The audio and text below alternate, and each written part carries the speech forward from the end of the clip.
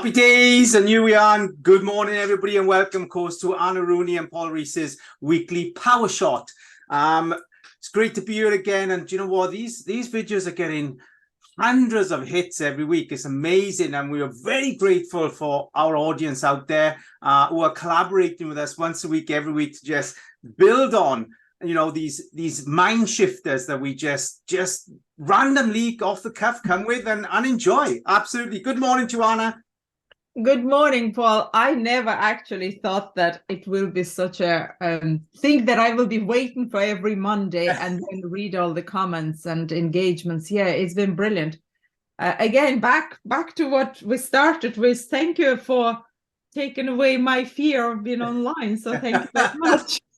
And you know, the fear, this is a thing, every business owner out there, guys, you just want to give that thought, what Anna said there, you know, taking the fear of being online. You have to know being online is part of the goldfish bowl process that you need to be as a business owner. You've got to be visual. Let's come into a conversation that we want to start this week, which is something that's profoundly, I'm going to say, saturated in the SME world, which is, do you invoice from guilt? Do you invoice your clients from guilt? And let me just touch on what I mean by that, because we're going to share this conversation.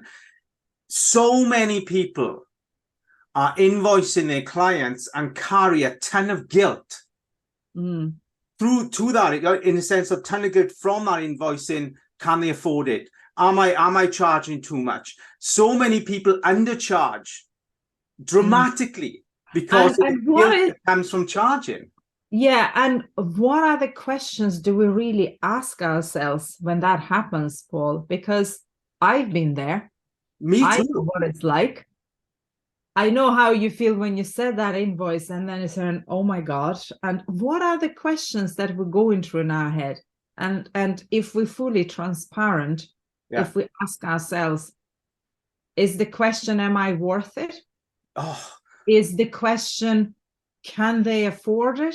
Is that where the guilt is? Yeah. Because obviously they need to develop their business. That's why they need a coach. They need a consultant. Yeah. But yet, is it us to think, can they afford it? Or there is something else? Well, here's the thing, Annie, is that when our invoicing guilt comes from the first 15 years of our money alignment in our childhood. That's fact. So whatever you feel about money in your adult life has come from the first 15 years of your childhood. I always say to people, what did you do with your pocket money? If you had pocket money, or if you earned money as a child, did you save it, give it away, buy people presents? Did you invest? All these will be playing out in your life now, and that also plays out behind your invoicing. You know, my poor rate of invoicing, because I was invoicing from guilt in the first 10 years of my business, took me to burnout, because I was dramatically undercharging or not charging because of my guilt in assumption, or the guilt that was taken on from my clients who were claiming unaffordability to my product on a call, where they were manipulating my emotions to invoicing them for my product. Isn't that crazy? It is, yeah. And I think there element of self-accountability also there, Paul, because if I need somebody's service, first of all, I need to respect their business, right? Yeah. Second of all, it's, am I investing into that?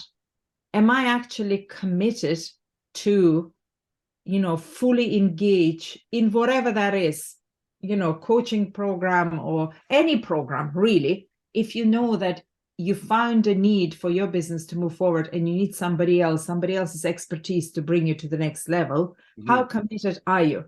And it's money and time, right? Because how many of those events that people book, or people book an appointment, they never show up, okay? But where is the money element? When you cross that line, there is a different respect from both sides, okay? Because if you're going to charge for your product the amount that you really want, you need that for your business to grow. if you're going to respect the same, okay, some prices are very high, I agree with that, but you find the place where suits your company, suits your business needs, suits your affordability. And then the question of guilt is not there because two people work together towards that. And obviously there is an agreement. But for you to charge without guilt, I think, first of all, you need to see, is that person committed? Shouldn't be even a money talk, really expensive or not. Somebody's already know what you charge. You probably have it on your website or you had your discovery call, right? That shouldn't come, but yet we all feel that. We all feel that guilt. let's just jump in there quickly because let's talk about inconsistency in pricing. Here's the thing: so many, especially in the knowledge industry, where I'm pricing from my 55 years of experience. That's my invoice. Otherwise, what am I invoicing? So I'm invoicing my 55 years as a coach. But here's what happens is so many people in the knowledge industry are inconsistent with their pricing, and they'll give discounts where there's either a pity invoice. And I understand this is different. I feel sorry for, so I'm giving you discount. Let's understand that when you're doing that, you're now incurring karma because of the other 10 clients before paid full price. How is that fair on them if you are pity invoicing and giving discount on the assumption there's an unaffordability there from the client that's wanting your services? There's that. You have to consider the incurring of karma when you are invoicing without authenticity. Now, if you're invoicing where you're paying it forward and there's a bigger return, you're giving discount and there's that's what I was going to say, Paul. Yeah, I really like that idea of labeling it as paying it forward. Yeah. Because you don't really do it for nothing. I don't believe that people do things for nothing, right? At the very least, you have to get the enjoyment of spending time with somebody on whatever topic or program you're in. But it's about, if it's not a monetary kind of sum we're going to put in on the service you provide, but you definitely, with all your pro bono cases, you still will get that insight. Every time you work with somebody, you learn something and it will enhance your program. But if you go intentionally about it, then the guilt doesn't come to play. And you will actually respect the person who you're working with because they feel almost guilty taking that time from you because they can't pay.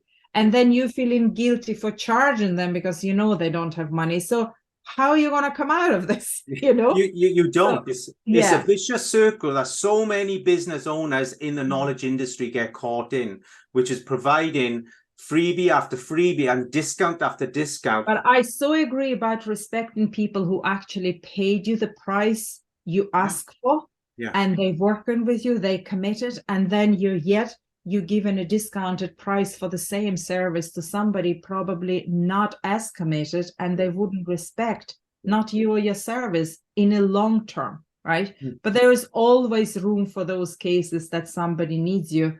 But I like that. I actually have it written, paid forward. It's definitely a different way to approach invoicing with guilt. Well, the guilt out. that's the thing, and we've taken up a little more time today, guys, and we're sorry. But here's the thing: just check yourself. You really need to check your emotional. I'm going to say, approach to how it is you're invoicing. And be sure that you are invoicing with confidence. And yes, you are looking for a rejection rate in your business. If you're not getting a rejection rate, you're pricing, you're too cheap. Simple as that. You should be looking for at least a 40% rejection rate. Let's put that out there, Anna, because I work that way. And I know all the other greats work that way. And I'm learning fast, Paul. So I'm looking forward to know more. But I will say to audience, I think they just need to commit on doing this and go with it and have fun with it. Yeah. Happy days. Everybody have a brilliant week. See you next time. Bye.